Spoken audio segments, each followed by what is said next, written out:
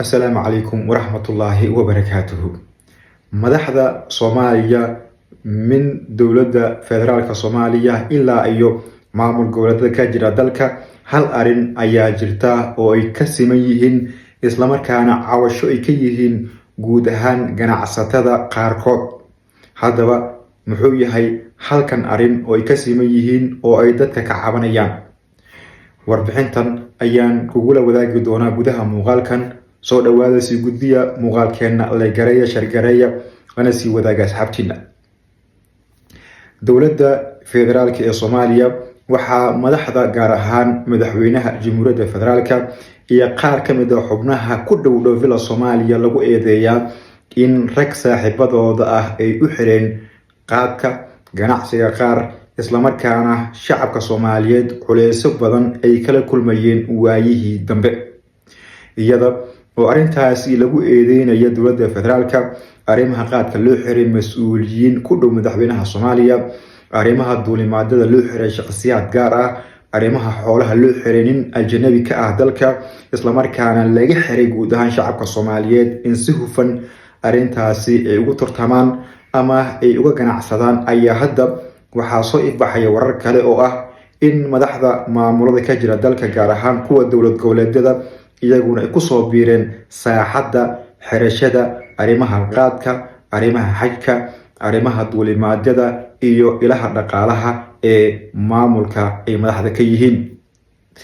Puntland hadda waxaa la soo tabinayaa in xaaladii ugu adkeyd ay ka jirto isla markaana meelaha qaar hub aruursi iyo sidoo kale xaalado adag in ay ka jiraan oo dhinaca iyo ka ganacsiga qaadka loo xiray wiil ugu dhalay hogaamiyaha maamulka Puntland Saciid Cabdullaahi Dani oo waayihii dambe u muuqday in uu ahaa nin si gaar ah ula socdo aabihiisa ama hogaamiyaha dowlad goboleedka kana mid ah ilaalada ugu dhow ee Saciid Dani ayaa hadda xogaha aan helin waxay sheegayaan in loo xiray arrimaha qaadka. Maalintii inuu soo dhaafno waxaa jiray cabasho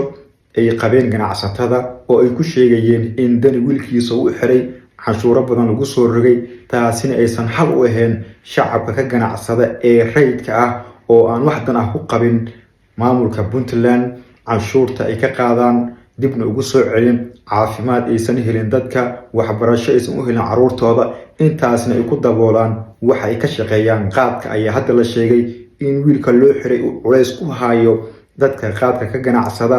oo uu canshuuro tiro badan oo xad iyo aan xuduud lahayn uu dul saaray. Haddaba su'aasha aan rabo inaan ku weydiiyo waxay tahay maxaa keenay in madaxda dowladda federaalka iyo kuwa maamul goboleedyada ay noqdaan kuwa dhaqaalo ka dhex raadiya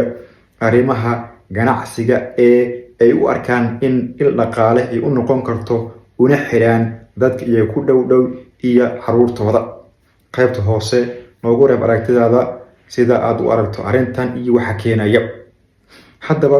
ilaa iyo waqtigan oo ay ka soo wareegatay muddo ku sugan 3 maalin welina cabashada ay taagan tahay Puntland kama aysan hadlin eedeymaha loo jeedinaya hoosna uma aysan fiirin cabashada dadka shacabka ah ee ku aadan qaadkan loo xiray wiilka uu dhalay Saciid Dani hogaamiyaha maamul goboleedka Puntland. Haddaba dad badan ayaa isha ku haya isbedelka iyo waxa ay madaxda Puntland ka yiraahdaan eedeyntan waqtigan dul hubanaysa. Markale haddii uu ku soo gaaray muuqaalkeena si gudbi lay gare share gare lana sii wadaaga asxaabtaada haddii aadan ka mid yahay inta nagu xiran hadda ku soo biir boggeena si aad u hesho xogaha iyo macluumaadka halkan aan ku baahino.